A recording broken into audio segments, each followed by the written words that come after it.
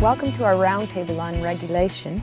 Today we have with us Dr. John Flynn, Hugh Brown Professor of Law at the University of Utah, Dr. Audrey Curtis, Manager of Telecommunications for the Division of Public Utilities, State of Utah, and Dr. Mark Lick, Professor of Economics at the University of Utah.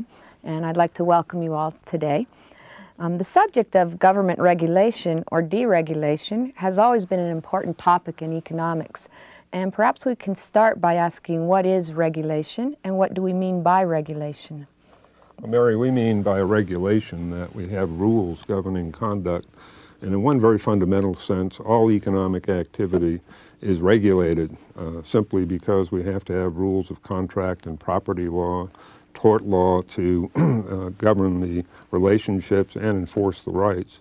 What we mean by regulation and what we're going to focus on today is the more positive or affirmative regulation by government when they step into an industry and regulate entry into it, pricing, mergers, exit from it, discrimination, the way they treat people in a very affirmative and mandatory way.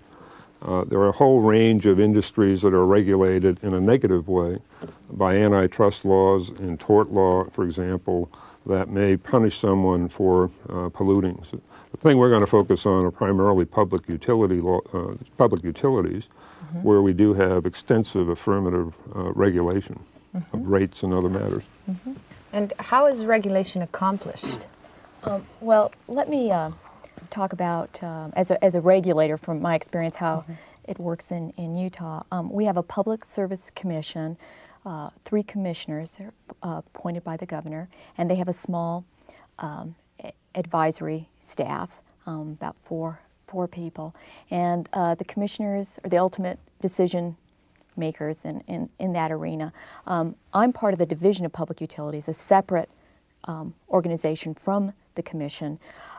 In most states, we would be part of the commission, but in Utah, that's not the case. And we advocate policy. We're in a sense, you could think of us as being a sort of research arm and investigation, and we advocate policy. Is there a political background to this, or is it bipartisan or nonpartisan? As far as our staff, it's nonpartisan. The commission itself, they're all appointed and subject to those constraints. That's the word, exactly. But we have more freedom and flexibility, I suppose, in that. I mean, not feeling a bit unfettered in sort of what we advocate as far as public policy. And I would say, too, as far as process, and I hope John and Mark will jump in. You know, I kind of separate it sort of into, there's the hearing process where parties file testimony beforehand. Can you tell me this process in terms of an example? How about the example of my phone rate? Who determines the rate that I pay for local telephone? Well, what would typically happen in the context of a rate case, so if either U.S. West filed a rate case hoping to being able to raise rates or increase the revenues that it receives in the context of that, or if the division took action and filed a case and thought that the company U.S. West was earning too much, we would all intervening parties would file testimony, and so the division would file very extensive testimony, as would U.S. West. Regarding their earnings, or? What would be the standard that they would use in order to determine my phone rate? Well, just and reasonable rates is presumably the standard, and I would say, too, that there are a number of public policy objectives that we're trying to achieve, including ensuring universal service, or in our mind, affordable basic rates. So that would certainly be a concern, and we would recommend a rate structure that ensured that. Can I make a point here about the process? We're talking about some of the most fundamental industries in an economy. They're sort of the arteries and blood vessels and nervous system of the economy. because they're very, very basic. And Mark will talk a little bit about why we single these industries out to affirmatively regulate them. These industries are? Well, the ones we're going to talk about are telephone, gas, electric, and you know, the other industries are regulated or are becoming regulated. For example, gambling is spreading around the country. We regulate it for a whole host of reasons that are different. We're talking about these very fundamental industries that are the lifeblood of the economy. If they become monopolized or engage in predatory activity, the consequences are very, very significant for everyone.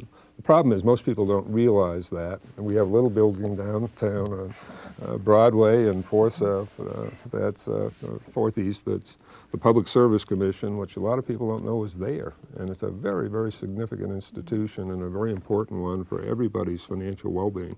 But the company is much larger than Utah. For instance, Absolutely. U.S. West is a company stretching across several states. 14 states. And how is it that there must be other regulators other than just Utah responsible for the regulation of the telephone company? That's another very complicating factor. One company may be subject to all 14 states, as U.S. West is, in telephone rates, as well as the federal government. U.S. West also has investments overseas. They're probably the biggest cable operator in Great Britain, so part of the company is subject to that kind of regulation. Then you have other forms of regulation, or what I would call regulation, conflicting tax policies. Real property taxes vary all over the lot. So in one sense, I call these industries not only huge and very fundamental, but also a lawyer's unemployment compensation scheme, because you know, they need armies of people like us, economists, lawyers, accountants, that have to help them cope with a myriad of different and conflicting regulatory schemes. We'll take electricity, for example. Interstate or wholesale electricity is going to be regulated by FERC at the federal level. And the commission, what Audrey's talking about, is going to regulate only retail electricity, the electricity running from the city gate to the home. City gate being the connection between the transmission and the local. So that there's really two stages of regulation going on. Isn't that right, John? Yeah. In fact, there may be 3 or more, because you have power generation, which typically in the past, part of it's been regulated by 1 or more of the states that have power over the retail end of it, as well as FERC. I want to ask Mark something, though. I think it's pretty important for people to understand. And that is, why do we single these industries out for regulation? You know, auto companies and oil companies are very basic to the economy as well, but why single these ones out for special attention? Well, that's the subject of a pretty important controversy within the economics profession. There are various theories. Early on, I think, there's really 3, and early on the idea was that if these industries were left alone, they would compete in such a ruinous manner that there wouldn't be any profits and nobody would invest. And the reason for that is the idea was that there would be very high fixed costs and low variable costs. And once those fixed costs are sunk... What do you mean by fixed then, and variable? I mean by fixed costs that don't vary with output. But they're huge basic costs, like building a big power plant. Or what I'm thinking here is the railroads. Once they bought the engine and put in the track, the rest of the costs that vary with output had to do with labor and materials. And with several competing railroads, they began to compete on price down to what we call marginal cost, which is just variable cost. They had those sunk costs once they built the railroad, bought the engine. And so those no longer play a role in the competitive process. For the economists, they don't. Well, I think for the manager of the company, I think that's a sensible. They do. Well, we can debate that. I think that the economist's analysis of sunk costs is pretty sound. And what would happen is the railroads would go broke one year, and then a bunch of them would go out of business, and then there would be monopoly prices, and then there'd be entry and a few more railroads, then they would compete, and they all go bankrupt again. And so they got together, the theory is, and lobbied for regulation, and that was the ICC Act, which was the first act of regulation in the United States, was to regulate railroads, and later they included trucking. And so the early theory was that without regulation, some industries with high fixed costs and low variable costs would engage in ruinous competition. That theory went out of style after World War II, and the predominant view is that industries that have the characteristic of a natural monopoly have to be regulated. What's a natural monopoly? A natural monopoly. 2 minutes or less. Yeah. In brief, it just means that for the relevant range of output, you have falling average costs, average variable Give costs. an example. Well, I think take the telephone company, for example. It doesn't make sense to have 2 or 3 companies laying wire across the city. And if you had that, it would be extremely inefficient. So it makes sense. It's efficient. It means that we can produce telephone service for the citizens of Utah more efficiently at a lower cost with one company. Plus, the problem not a lot is, of lines running up and down the street. Exactly. Wasteful competition. which we had at one time. Well, right apparently, now, a in lot of Sullivan. people, don't they think, for example, this competition between MCI, Sprint, and AT&T is wasteful because they're all spending millions on advertising, and only one of them could serve all the need out there. Is that the reasoning behind it? Well, I think economists would think that that kind of competition is actually positive. Competition between Some economists. most economists, John, I think would agree that competition for long distance service, which is carried across the same phone line, is the kind of competition that benefits consumers and brings about lower prices. Getting back to the natural monopoly problem, if you have this kind of situation with falling average costs, it makes sense from a cost point of view to have only one company producing the product. The problem is when you have one company, that company has market power and can raise prices and can gouge consumers. And so we need some protective mechanism to prevent that. Don't we have 2 choices at that point? One is to socialize the activity, which a lot of places in Utah have done with electric power, for example. They do it through a municipal system. We don't do it with telephone in most places. Or the other choice is to have some kind of government agency like Audrey here come in and say, you can't do this and you have to do that and you have to price at this level. Are those the only choices, or do we have another choice? Well, economists have suggested several choices, including the franchise bidding model that we use in cable television. Give them the franchise for 5 years and let them price whatever they want, right? Right, but up front, make them bid for the lowest possible cost and range of service that they'll offer to consumers, and then choose the bidder that gives you the lowest possible price in the bid. And there's been other examples of economist suggestions for how to deal with the natural monopoly problem through incentive programs, one of which I think you were responsible for the Utah Supreme Court holding that it was unconstitutional recently. Well, you mean the telephone incentive pricing plan? Exactly, which that's is because a typical economist plan. That Right, and the problem I think is, and maybe you'd want to comment on this as well, that you have this difficulty of implementing these systems within a legal regime that requires things like due process, notice, a way for people to sensibly argue, and a very fundamental problem with that incentive statute that we won't get into the detail of it, but it allowed the commission to set a price above the price they found to be just and reasonable. And we said, hey, wait a minute, how do we debate and argue and present evidence on that overcharge? When is that just and reasonable?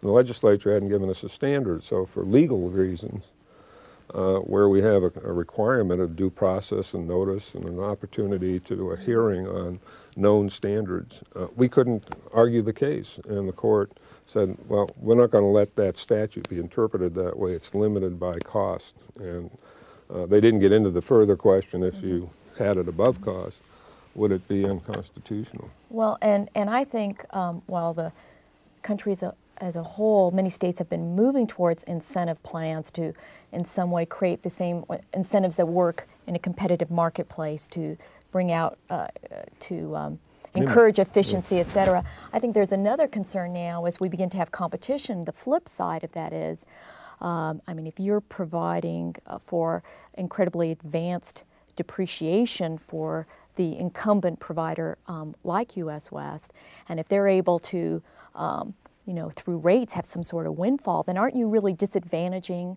the competitive providers who are trying to come in? And I think you have to be very careful about the view of the role that incentives plays. Right, and you're creating entry barriers by doing that, what economists exactly. would call entry barriers.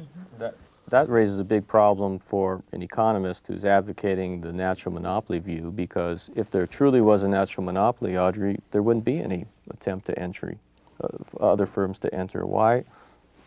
Is the telephone company right now facing other companies interested in providing local service? And if so, doesn't that kind of run counter to the natural monopoly view of local telephone?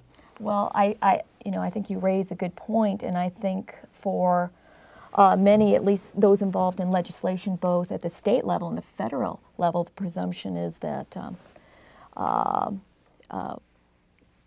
despite whatever natural monopoly may exist, that the benefits of a fully competitive market would outweigh the benefits from having a regulated natural monopoly. At least that's one view, and the prevailing view, I would say. I think that we're still wrestling with a really difficult issue, that when you get down to that, the local loop. I mean, that the wires that run from the central office to your home.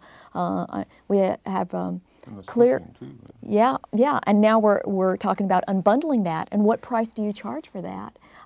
It seems that there's some disconnecting it what does from that mean, the other services. unbundling the local loop? Well, so that competitors, and the federal legislation allows for competitors when you bring in competition, a local exchange. If I'm the bridge over the river analogy, that might make it one bridge. Well, let me just say, if Electric Lightwave comes in and I want to sign up with Electric Lightwave as a customer, I have to be able to call U.S. West customer if I want to call you and you stayed with U.S. West. So clearly those networks have to interconnect. So that's one issue. But there have been arguments that, if we don't want to now come back the arguments of duplication, that we don't want to have to build that last link, that local loop. Which is the natural monopoly argument. Well, and I think it's the natural monopoly argument. And it may be as time passes, we see real viability with the cellular and the cable networks. But right now, in terms of, that's a real issue. Don't you also hear another argument, though, with, for example, someone coming into the local phone service is going to engage in something called cream skimming, some would argue. And that would mean what? And how would it affect me as a regular customer? Well, I think one of the concerns is that we've had in a monopoly environment, we've been able to charge rates, for example, for business customers that enabled us to keep rates lower for residential. I would use that carefully, because there are different issues about those. So I don't want to say res rates are clearly subsidized, but a greater contribution to the joint and common costs coming from business. In my business office, I'll pay $6 a month, and the one at home $2 a month. Yeah. Somebody's cross-subsidizing. Essentially double, more of a contribution from business. And exactly, so the competitor could come in, and this is what we're talking about with the potential for cream skimming, to the extent that there's a big region of margin between the cost of biz and what business and what they're actually paying for that service. That's a real attractive market for competitors. I've got to tell you, Audrey, that economists wouldn't use the word cream skimming. They would use the word competition. Right. That cream skimming just means that there's prices above marginal cost, and it means there's going to be entry and competition. So you'd target the business customer if you were the competitor, and leave the regular phone company with all the more expensive smaller customers. Is it a bad thing if other companies are willing to come in and wire downtown with fiber optic cable and simply provide service and competition in the U.S. West? That's competition. Whether it's beneficial or not depends. We want to encourage efficient entry, that is, competitors who can provide the service more cheaply than U.S. West. I mean, we don't want to simply encourage competition for the sake of competition, because that wouldn't be in the public interest, and I think economists would also argue you don't want to encourage inefficient entry simply because of some The distortions in economists, pricing. my economic training long ago, as well as I think several economists today, are concerned about a broader range of things than just a narrow efficiency concept. That, for example, we may argue that in the telephone industry, the business customer is getting the lower rate from this new entrant is also getting a benefit, because if we give them access to me, the customer, they should be paying for that, and they aren't. And so sitting down and try to figure out when an industry is engaging in or not engaging in, quote, competition or cross-subsidy is very, very difficult. But to rephrase that, you're saying that there's a network externality going on that's not being paid for by the business use big fancy customer. words. What do you mean by that, Mark? It means that there's a benefit that's being bestowed on the business customer because they're connected with the guy out on the farm Right. at no cost, and they benefit from more people being on the system, and that's something they're not paying for. Correct. And so we would say there's a market failure, and that means that there's, again, room for some kind of regulation. Some government intervention of some sort. It means that the market itself is not going to solve the problem in telephone. And I think because the joint costs are so significant, this is a very important issue, the joint cost of that access to the customer. I mean, we're wrestling with that issue. I think the momentum is to push out that the residential customer should pick up that whole tab, and that toll shouldn't be picking up any of that tab. And I mean, we have real problems with that sort of view of the world, because you know, toll is valuable because you gain access to the end Can customer. I raise one other dimension of all of this that really is fascinating, and it's very difficult to deal with it, and that is most of this depends on the technologies that are available at any point in history. For example, right now we're going to fiber optic, and a lot of people think that's enough to handle all telephone, all cable, all access to everything, which may mean that's going to become a natural monopoly. So you see these cycles going on. Whereas earlier, you know, microwave technology might have taken us from a situation of natural monopoly to no natural monopoly, and then the new technology with one fiber optic cable might take us right back to a natural monopoly situation. So a big factor here is technology is the opiate of regulation, right? I mean, it really, you have to understand the real way the industry is functioning, evolving, and the technologies it relies upon, because that really does dictate whether we regulate or not. And your problem is trying to keep up with that and changing the forms of regulation you use. Right, John? the transition is really problematic and Well, with vested very interests all over the place in the old technology. John and Audrey, I think our viewers should know that we talked about the two different reasons for regulation. There's actually currently a third reason, which became very popular in the 1970s and 80s. And a number of economists, especially at the University of Chicago, went back and looked at the original regulation, which it happened in states across the country almost simultaneously around 1917. And they asked the question, were these companies natural monopolies? And to a large extent, the answer was no. And because of that historical research, they looked for another theory of why there was regulation. And the theory that currently has a number of supporters in the economics profession is called capture theory. And capture theory, according to capture theory, the idea is that the companies themselves benefit from regulation. And so for political reasons, they lobby legislatures to regulate so that they'll be protected from the competitive process. And very early on, the commissions, such as the Utah Public Service Commission, is captured by the company, and they actually operate in the interest of the company and not the public. And that's a theory, and you're a regulator, so you think that's true? well. Is the commission working in the interest of U.S. West or the public? Well, I can ask something about that. Can I interject? Sure. If regulation benefits businesses because it reduces competition to them, then how do you explain this trend towards deregulation? Is that selectively deregulating, get rid of the regulations that don't benefit us? To me, that's a slogan, deregulation, because what it really may mean is that certain parts of this industry are now technologically capable being regulated by competition. And I think generally everybody in this country, academics, the person on the street, favors competition where it can work. So for example, right now in the electric power industry, we're talking about deregulating the cost of generating the power because computers and other ways are now in place that can make it easy for us to regulate the flow of power in the system. So you get deregulation of that, but not down the line.